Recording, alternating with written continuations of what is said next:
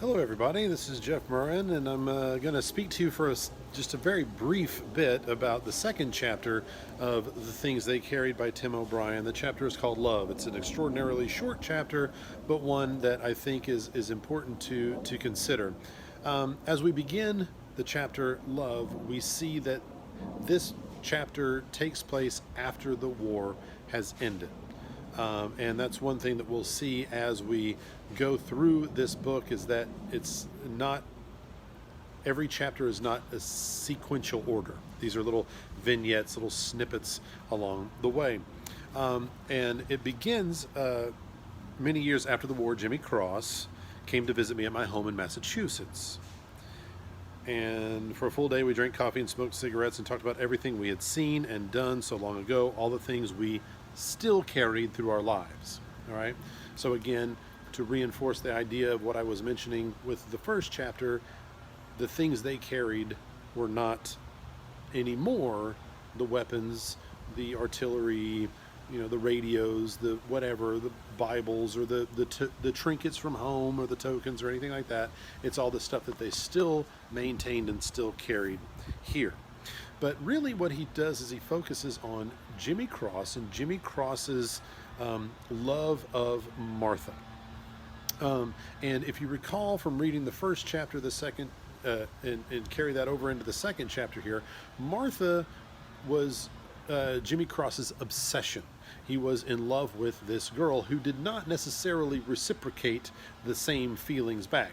She had a tenderness for him, a kindness for him, but really did not meet him at the emotional level that he had wanted, or that he had dreamt of, or that he held or carried for her.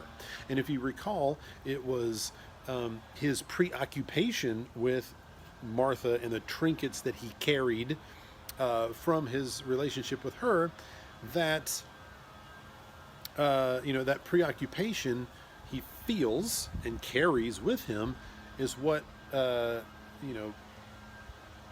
guess kept his attention to where he did not he feels that he neglected his responsibilities, his duties, when it came to Ted Lavender, when Lavender died.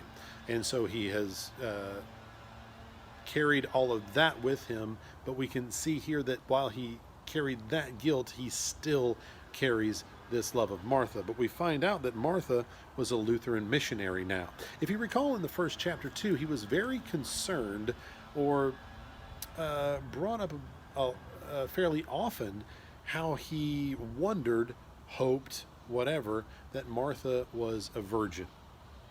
Again, I'm reminded of some Christian religious stories. We have the story of Mary and Martha. All right, Mary and Martha. Not Mary, the mother of Jesus, but a different Mary and Martha.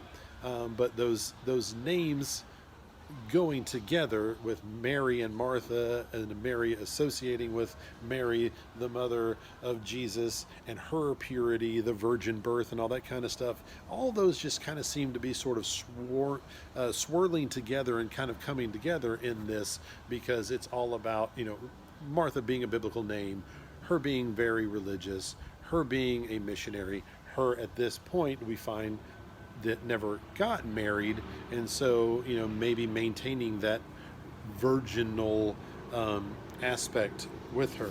Okay, and so it just has to do motorcycles. It just has to do with how long Jimmy Cross still carries his feelings for Martha. And the weight of these things that aren't tangible and how long they hold on. All right, so keep that in mind, and I'm going to sign off for now. And so wish y'all good luck and good reading.